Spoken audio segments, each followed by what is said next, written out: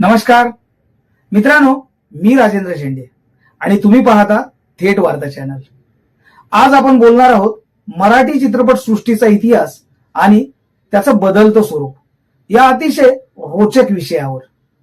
होय, आजचा मराठी सिनेमा आधुनिक, प्रयोगशील आणि जागतिक स्तरावर मान्यता मिळवणारा आहे, पण त्याचा प्रवास खूपच चढ उतारांनी भरलेला आहे। मराठी चित्रपटांचा प्रवास सुरू झाला 1913 साली दादासाहेब फाळके यांच्या राजा हरिश्चंद्र या चित्रपटापासून। हा फक्त मराठीच नव्हे तर पहिलाच भारतीय चित्रपट होता। त्या काळात कलाकार थिएटर मधून यायचे, पुरुषच स्त्रियांची भूमिका करायचे। चित्रपट पूर्णपणे मूक होते, पण प्रेक्षकांसाठी हे जादूपेक्षा कमी नव्हतं। फाळकेंनी पहिलं उत्पादन घर अर्थात प्रोडक्शन हाऊस सुरू केलं आणि मराठी सिनेमाला आकार दिला।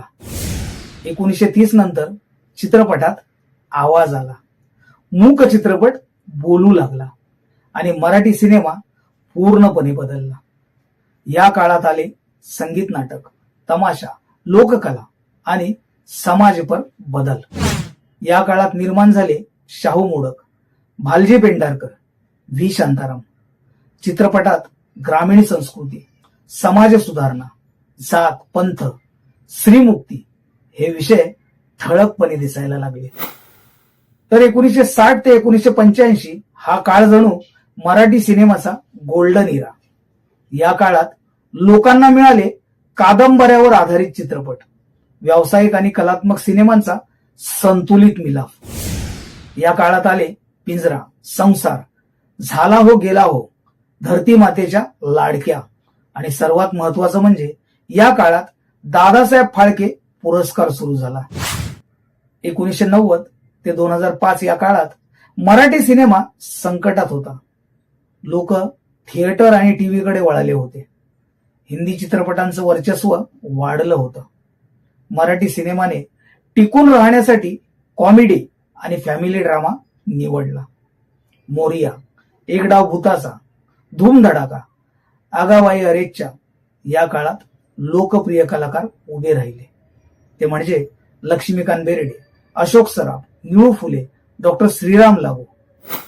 2009 ते 2018 हा काळ मराठी सिनेमाचा पुनर्जन्म ठरला।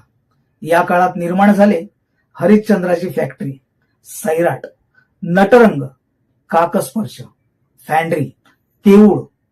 सैराटच्या यशाने मराठी सिनेमा जागतिक पटलावर पोहोचला। विषय बदलले, जात, ओळख, आधुनिकता, कला, वर्ग संघर्ष, सामाजिक विषमता। 2019 ते आजपर्यंत डिजिटल आणि ओटीटीचा काळ। आजचा मराठी सिनेमा प्रयोगशील, दमदार आणि वास्तववादी आहे। ओटीटीमुळे नवे कलाकार, नव्या कथा, जागतिक प्रेक्षक, आंतरराष्ट्रीय पुरस्कार। आज मराठी मालिका, वेब सिरीज आणि डॉक्युमेंटरीज लोकप्रिय होत आहेत। मराठी सिनेमाची ताकद म्हणजे वास्तव आणि प्रामाणिक कथा। भविष्यात तंत्रज्ञान, व्हीएफएक्स, ग्लोबल कोलॅबोरेशन, लोककथा आणि इतिहास यांचा वापर वाढेल। मित्रांनो, मराठी सिनेमाची वाट खूप खडतर होती, पण आज हा सिनेमा पुन्हा उठून उभा आहे। तुम्हाला हा विषय आवडला असेल तर लाईक करा, तुमचं मत कमेंटमध्ये लिहा आणि थेट वार्ता चॅनलला सबस्क्राईब करा। धन्यवाद।